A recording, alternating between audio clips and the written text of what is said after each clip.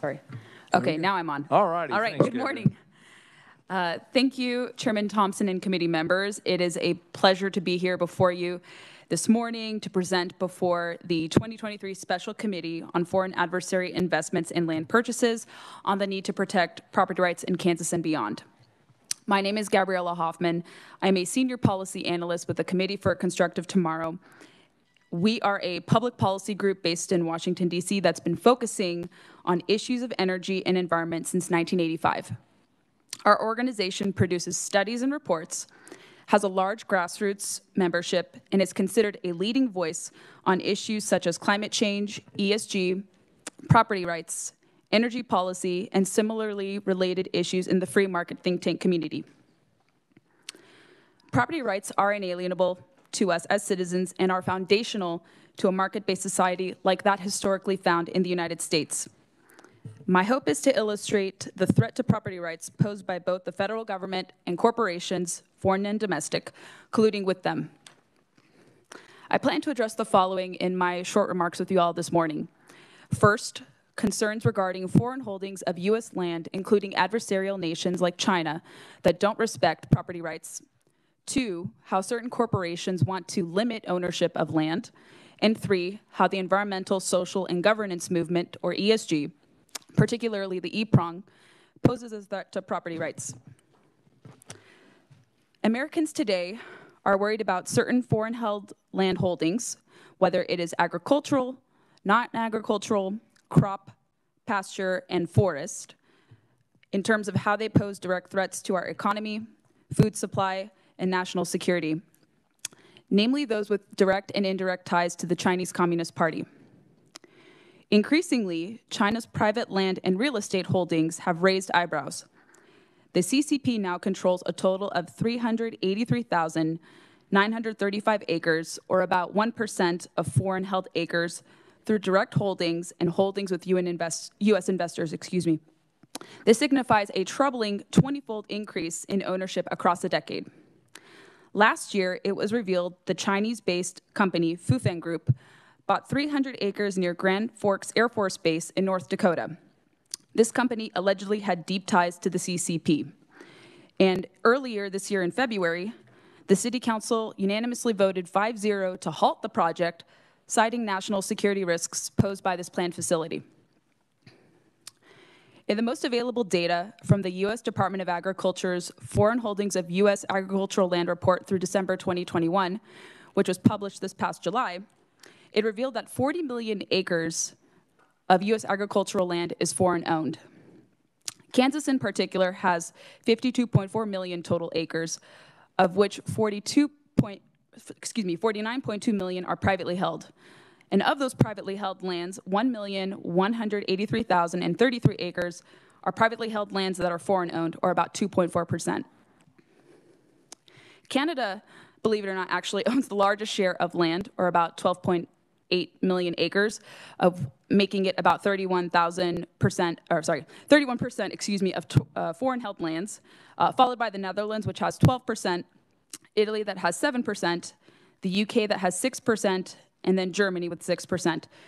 And those 5 countries collectively hold about 12.4 million acres, or 31% of those foreign-held acres in the United States, and China comes out at about the 18th spot there.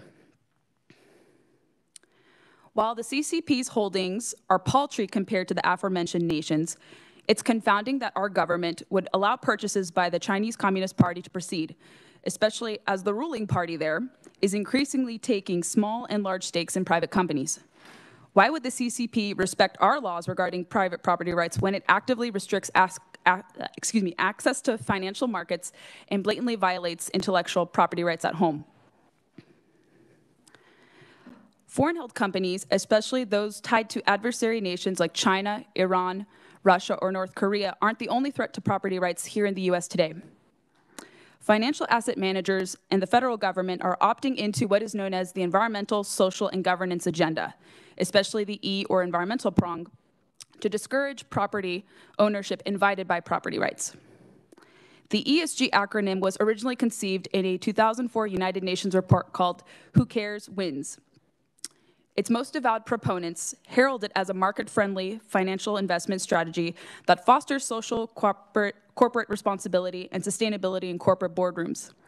ESG, however, has leapfrogged from Wall Street to the whole of society and the federal government, with the Biden administration promulgating its tenets across all federal agencies to force behaviors that are contra to the free market.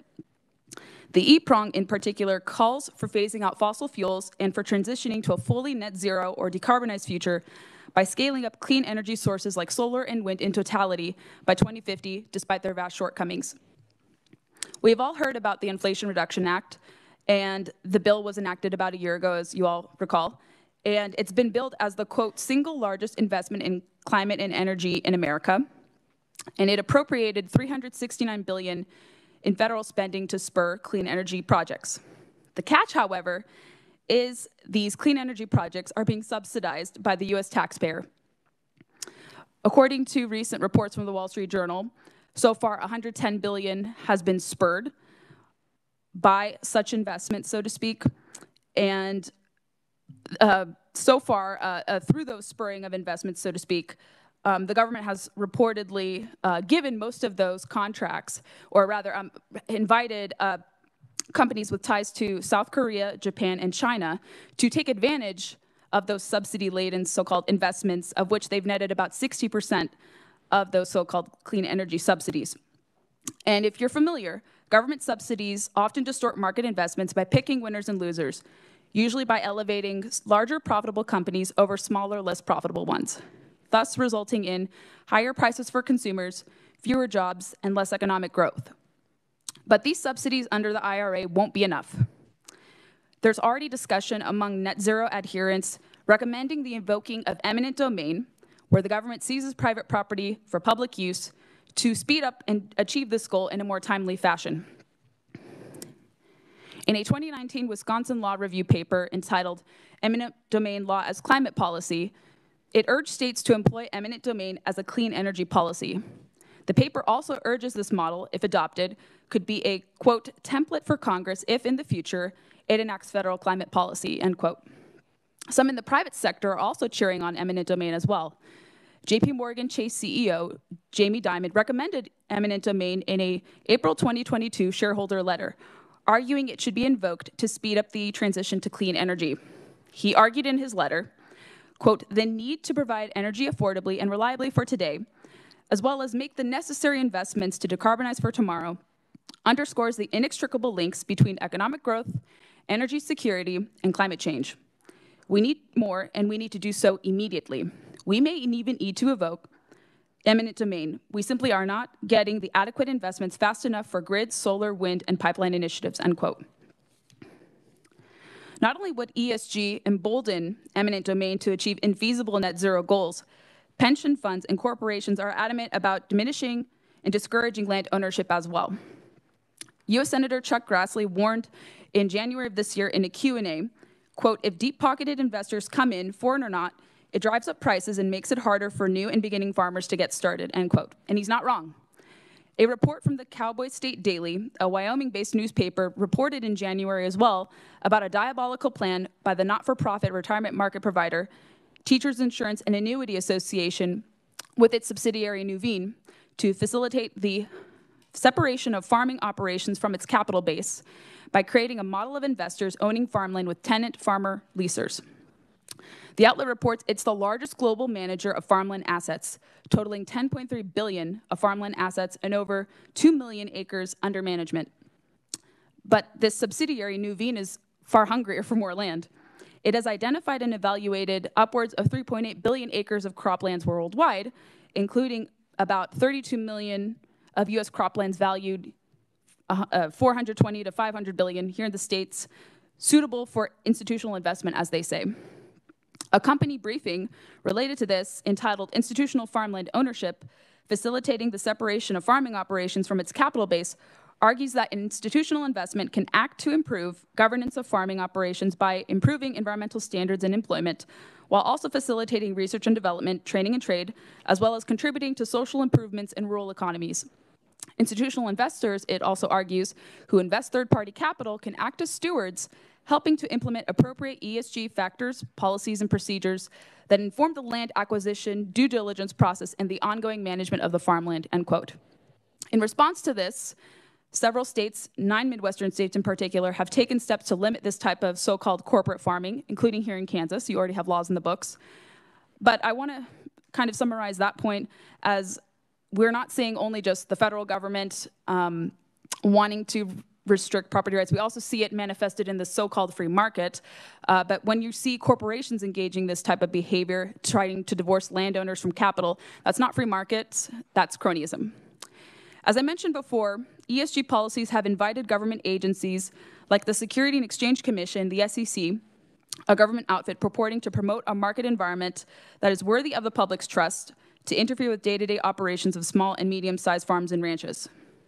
A proposed March 2022 rule, the enhanced and standardization of climate-related disclosures for investors, would require registrants or publicly traded companies who do business with small operators, quote, to include certain climate-related disclosures called Scope 3 emissions that are indirect, upstream, or downstream emissions occurring in the value chain of the reporting company.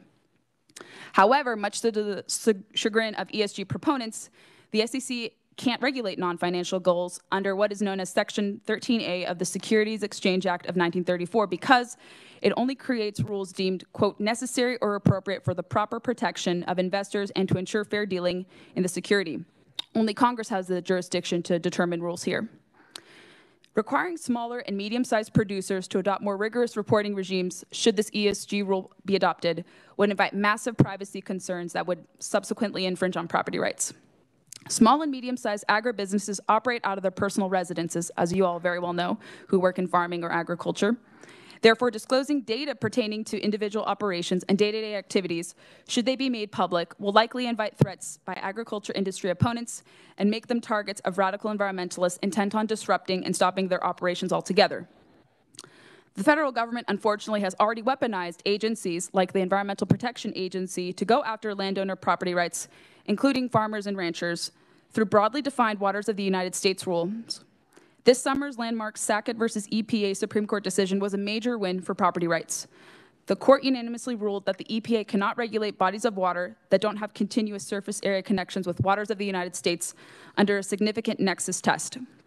And recently, the EPA was trying to do that again. And a case study I want to cite is from Nebraska, which is nearby, of course. Nebraska property owners, a husband and wife, were recently told that they were allegedly violating the Clean Water Act for wanting to spruce up their property to make it suitable for ample hunting opportunities. And according to the husband, a neighbor reported him and his wife to the Army Corps of Engineers, an agency tasked with enforcing the Clean Water Act. And he was quoted as saying, quote, in 2021, a neighbor turned me in and the Army Corps of Engineers sent out investigators. I was so pissed off at the neighbor that I put the place on the market, end quote. Their lawyers at the Pacific Legal Foundation revealed that the EPA had filed an administrative enforcement action against him and his wife. The agency accused the couple of discharging pollutants during other fill material into waters of the United States on their property, contrary to the law. After it was revealed the couple was preparing to take action against the agency, the EPA dropped its charges against the couple as recent as last month, and this was over the course of several years. But recently, the EPA relented against them. I want to conclude my remarks by saying this. Property rights here in Kansas and elsewhere across the U.S. are being undermined by the marriage of big government and crony capitalism. But it doesn't have to be the case. Your state has already taken decisive action to protect your constituents and investments from being subjected to non-pecuniary, namely politically progressive factors affecting pensions and 401ks. Kansas is already one of 14 states to have adopted anti-ESG legislation in 2023 and is one of 18 states overall with anti-ESG laws on the books. I'm confident your committee will devise solutions and recommendations drawing from our remarks today to better safeguard property rights from all threats, foreign and domestic. Thank you for the opportunity to speak today, and I look forward to your questions. Thank you, Gabriella.